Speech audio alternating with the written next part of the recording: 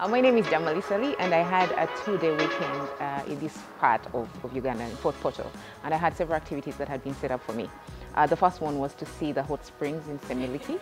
There are two, actually, hot springs, though the female one, the so-called female ones, are more famous. But, and they are so-called female because there is a lady who disappeared there. The lady, local folklore has it that a lady called Nyansimbi went to that place, she disappeared, and then the hot spring came up.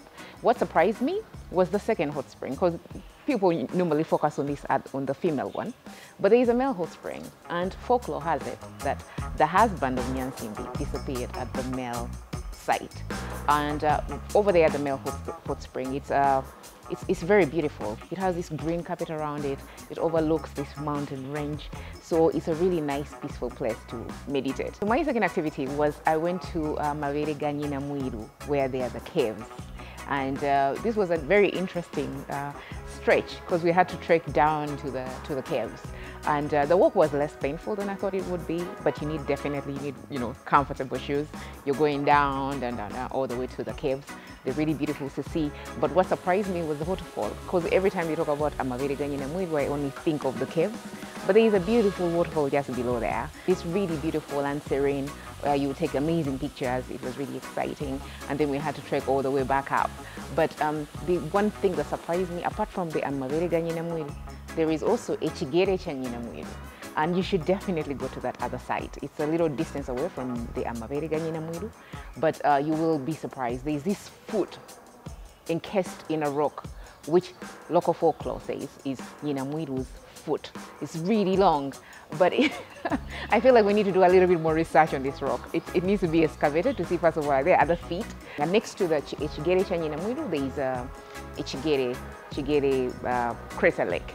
It's a really nice, beautiful, serene. You will really love it. Has a beautiful view, amazing, amazing view. If you like those kind of serene landscapes, this is a place for you to come to. I went to trek the chimpanzees, and I had these visions of what it was going to be like. It was easier than I thought it would be, but you definitely need flat shoes. I took a raincoat. I had, the mosquito sprays. I had all the mosquito bite things, sprays that you need to use. But anyway, when we go there, it's much more easier. You need to be a little bit fit because, you have to walk a bit of a distance. Not too fit. I'm very unfit right now, but I was able to keep up. But the chimpanzees are just amazing. So we saw the babies just running from branches to branch to branch. And then the adults, we saw the alpha males who were not scared of us at all. In fact, they are so cool, the alpha males, because they'll walk right past you and just stare at you and, move away like, you're nothing to them. I suggest if you're coming to watch them, you have a camera that has a really strong lens so that you can actually zoom in, because the trees are really tall.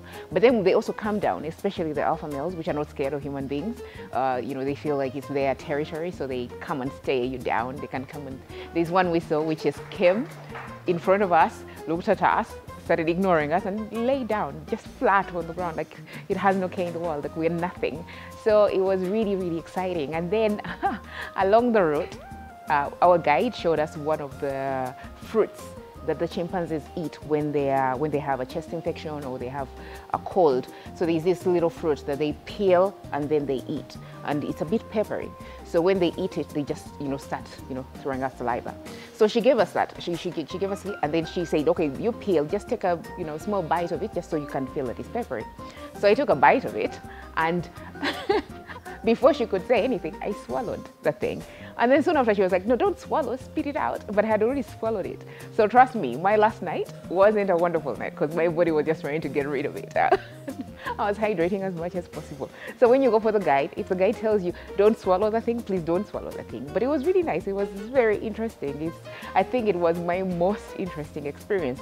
Though all the other experiences, they're varied, they're different. So I can't compare which experience is better. But because you need to experience them all, they're different. Each is different. But this one was really, I guess, the most dramatic for me because I ate that thing and then my stomach was just, 2 hours later, it was just going crazy. My last take is, please, if you're Ugandan, I encourage you to visit Uganda. Actually come and see these places. Otherwise, Ugandans, please do visit the country.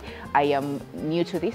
I'm just beginning, so I'm not trying to preach to you, but I'm just beginning to also discover my country, and I'm going to be doing that this whole year round. Thank you.